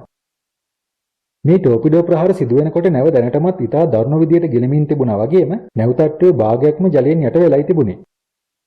වාර්තාවලට අනුව අවසාන ටෝපිඩෝව බිස්මාර්ක් නැවේ වම් පැත්තේ සුපර් ස්ට්‍රක්චර් එක අසලින් පුපුරලා ගිහින් තියෙනවා කියලායි සඳහන් වෙන්නේ. මේ ආකාරයට 1941 මේ 27 වෙනිදා උදෑසන 10:40 වෙනකොට බිස්මාර්ක් නැව මුහුද මත පිටින් සම්පූර්ණයෙන්ම අතුරුදහන් වෙලා මුහුදු පතුලට ගිලා බහිනවා. නැවේ හිටිය මිනිසුන්ගෙන් 817 අතර ප්‍රමාණයක් මේ වෙනකොට ජලයේ මත පිට රැඳිලා දිවි බේර ගන්න සටන් කරමින් ඉන්නේ. මේ මොහොතේදී ඩෝසෙට්ෂයර් සහ ඩිස්ට්‍රොයර් ෂිප් එකක් වුණ HMS මාවරි ඒ ස්ථානයට ඇවිත් බිස්මාර්ක් නැවෙන් දිවි ගලවගත් අය Tamanගේ නැව්වලට ඇද ගන්න ලනු පහත් කරනවා. උදෑසන 11:40 පමණ වෙනකොට ඩෝසෙට්ෂයර් නෞකාවේ නිරීක්ෂකයන් ජර්මානු යූ-බෝට් එකක් ආකාරයේ සැකකරන දෙයක් ඒ අසලින් නිරීක්ෂණය කිරීම හේතුවෙන් ඒ නැවේ කපිතාන්වරයා බේරා ගැනීමේ කටයුතු අත්හැර දමන්න නියෝග කරනවා. මේ වෙනකොට ඩෝසෙට්ෂයර් නැවේ කපිතාන්වරයා මිනිසුන් 85 දෙනෙකු බේරගෙන තිබුණා වගේම ඔවුන් හැම ස්ථානයෙන් පිටව යනකොට HMS මාවරි නෞකාවෙන් 25 දෙනෙකු රැගෙන ගිහින් තිබුණා. දුර ඉඳන් මේ කටයුතු නිරීක්ෂණය කරමින් හිටිය U-74 යූ-බෝට් එක රාත්‍රී 7:30ට රබර් ඩිංගි බෝට්ටුවකින් මිනිසුන් 3 දෙනෙකු බේර ගන්නවා. ඊළඟ දවසේ රාත්‍රී 10:45ට පමණ ජර්මානු ට්‍රෝලර් යාත්‍රාවක් වුණ සැක්සන් වෝල්ඩ් යාත්‍රාවෙන් තවත් 2 දෙනෙක් බේර ගන්නවා. බ්‍රිතාන්‍යයන් විසින් අල්ලගත්ත එක් අයෙක් ඊට පහුවෙනිදා තුවාල හේතුවෙන් යනවා. මේ ආකාරයට බිස්මාර්ක් නැවේ ගමන් කරපු 2200කට අධික පිරිසින් දිවි ගලව ගන්න වාසනාව ලැබුණේ 114 දෙනෙකුට පමණයි. ඊළඟට අපේ වීඩියෝ එකේ අවසාන කොටසෙන් බලන්න යන්නේ බිස්මාර්ක් නැවේ වර්තමාන තත්ත්වය මොකක්ද කියලායි. බිස්මාර්ක් නෞකාවේ සුන්බුන් 1989 ජූනි 8 වෙනිදා RMS ටයිටැනික් සුන්බුන් සොයා ගැනීම සඳහා නායකත්වයේ ගත්ත ඇමරිකානු සාගර විද්‍යාඥයා වෙන මහාචාර්ය රොබර්ට් බැලාඩ් විසින් සොයා ගන්නවා. නෞකාවේ සුන්බුන් ඩෙස්ටර් ආයේ ඉඳන් බටහිරට කිලෝමීටර් 650ක් පමණ දුරින් මීටර් 4791ක් ඒ කියන්නේ අඩි 15719ක් පමණ ගැඹුරකින් තැන්පත් වෙලා තියෙනවා කියලා එහිදී ඔහු විසින් සොයා ගන්නවා. අනිකුත් කිමිදුම්කරුවන් නෞකාවෙන් කෞතුක වස්තු ලබා ගැනීම වැළැක්වීම සඳහා බැලාඩ් සුන්බුන් නැති නිශ්චිත ස්ථානයේ රහසක් විදියට තියාගන්නවා. මෙහිදී සම්පූර්ණයෙන්ම ජලයෙන් යට නොවුණු බඳක් ගිලෙන විට සිදුවන අභ්‍යන්තර පිපිරීම් පිළිබඳ කිසිම සාක්ෂියක් තමාට හමු වුණේ නැහැ කියලා බැලාඩ් සඳහන් කරනවා. සාමාන්‍යයෙන් ගැඹුරු මුහුදේදී නැව්බඳේ අභ්‍යන්තර වායු පීඩනයට වඩා බෙහෙවින් වැඩි පීඩනයක් ඇති අවට ජලයේ හේතුවෙන් නැව්බඳේ තැලීම් සහ ඇඹරීම් සිදු වෙන්න ඕන. ඒත් ඒ වෙනුවට බැලාඩ් පෙන්වා දෙන්නේ බිස්මාර්ක් නැව්බඳ සාපේක්ෂව හොඳ තත්ත්වයේ පවතිනවා කියලයි. මේ සම්බන්ධයෙන් ඔහුගේ සරලම අදහස වෙන්නේ බිස්මාර්ක් පුපුරලා ගියේ නෑ කියලයි. මේ නැඟ වෙන්නේ නැව ගිලෙන අවස්ථාවේදී බිස්මාර්ක් නැවේ මැදිරි ජලයෙන් යට වෙලා තියෙනවා කියලත් මේ නිසා ස්කට්ලින් තියරි එක ඇත්ත වීමට වැඩි ඉඩකඩක් තියෙනවා කියලයි. මේ හේතුවෙන් බැලාඩ් ඇතුළු පර්යේෂණ කණ්ඩායමේ අවසන් නිගමනය වුණේ නැවේ අනතුරින් දිවිගලවගත්ත ජර්මනු නැවියන් සඳහන් කරපු විදිහටම නැවේ කාර්ය මණ්ඩලය විසින් ස්කට්ලින් චාර්ජස් යොදාගෙන නැවේ එන්ජින් රූම් වැල් විනාශ කිරීම බිස්මාර්ක් නෞකාවේ ගිලී යාමට ඍජුවම බලපෑවා කියලයි. 2002 මැයි සහ ජූනි මාසවලදී කුඩා හා වඩාත් කාර්යක්ෂම මීර් සබ්මරීන් භාවිතයෙන් රූගත කරපු ජේම්ස් කැමරන් විසින් අධ්‍යක්ෂණය කරපු එක්ස්පෙඩිෂන් බිස්මාර්ක් වාර්තා චිත්‍රපටය මගින් බිස්මාර්ක් ගිලා බැසීමට හේතු වුණු සිදුවීම් නැවත සකස් කරනු ලබනවා. බැලාඩ්ගේ ගවේෂණයට වඩා කැමරන්ගේ විමර්ශනයට නැව්බඳේ පැතිවල කොටස් පරීක්ෂා කිරීමට හැකියාව ලැබුණා. ඒ අනුව ඔවුන් හොයාගන්නවා බිස්මාර්ක් නෞකාවේ ඉදිරි කෙළවර මුලින්ම මුහුදු පතුලේ ගැටීමත් සමගම සිදු වුණ දැවැන්ත හයිඩ්‍රොලික් පිපිරීමක් ආම බෙල්ට් එකේ පතුලට සම්බන්ධ වන රේඛාව ඔස්සේ නැව්බඳේ ෂෙල් ප්ලේට් එකකින් වැඩි කොටසක් වෙන් කරලා තියෙනවා කියලා. මේ අනුව නැව්බඳට සිදු වෙලා තියෙන දරුණු හානිය සතුරු ප්‍රහාර නිසා ඍජුවම නොව සාගර පතුල සමග බඳේ සිදු වුණ ගැටීමේ බලපෑම නිසා සිදු වුණා කියලා ඔවුන් තීරණය කරනවා. එදින උදෑසන බ්‍රිතාන්‍ය නෞකාවන් විසින් බිස්මාර්ක් නෞකාව වෙත විශාල කැලිබර් ෂෙල් උණ්ඩ 719ක් පමණ එල්ල කළත් කැමරන්ගේ සමීක්ෂණයේදී සඳහන් වුණේ මිලිමීටර 320ක ඝනකමකින් යුක්ත ප්‍රධාන සයිඩ් බෙල්ට් ආර්ම් එකේ දෘශ්‍යමාන කොටස් සම්පූර්ණයෙන්ම විනිවිද ගොස් ඇති අවස්ථා දෙකක් පමණයි Tamanට නිරීක්ෂණය කරන්න පුළුවන් වුණේ කියලා. කැමරන් වාර්තාවට අනුව සටන අවසානයේදී බ්‍රිතාන්‍ය නෞකාව විසින් ප්‍රයිමරි සහ සෙකන්ඩරි ගන්ස් යොදාගෙන එල්ල කරපු ක්ලෝස් රේන්ජ් ෂෙල් වෙඩි ප්‍රහාරයෙන් ඇතිවන විනාශයත් ටෝපිඩෝ ප්‍රහාර කිහිපයක බලපෑම් හේතුවෙන් ඇතිවන හානියත් නිසා ඇතිවන පාලනය කළ නොහැකි ගම් වතුර හේතුවෙන් බිස්මාර්ක් නැව ගිලින්නට පටන් අරගෙන තියෙනවා කියලා වගේම ජර්මානු කාර්ය මණ්ඩලය විසින් ස්කොට්ලන්ඩ් චාර්ජස් යොදාගෙන ඔවුන්ගේ නෞකාවේ නොවැළක්විය හැකි විනාශය වේගවත් කරලා තියෙනවා කියලාත් සඳහන් වෙනවා. මේ ආකාරයට පසුකාලීනව සිදු කරපු ගවේෂණ කීපයකට අනුව විවිධාකාර නිගමනවලට එළඹුණත් මේ විශේෂඥයන් සාමාන්‍යයෙන් එකඟ වෙන්නේ ජර්මානුවන් බිස්මාර්ක් නෞකාව මුලින්ම විනාශ නොකළ නම් බ්‍රිතාන්‍ය නෞකාවන් විඩිතවීම නැවැත්වුණාට පස්සේ බිස්මාර්ක් නැවට තවමත් අවම වශයෙන් දවසක්වත් පාවී යාමට හැකියාව තිබුණා කියලා සහ අවසානයේදී රාජකීය නාවික හමුදාව විසින් අල්ලා ගැනීමට හැකියාව තිබුණා කියලයි.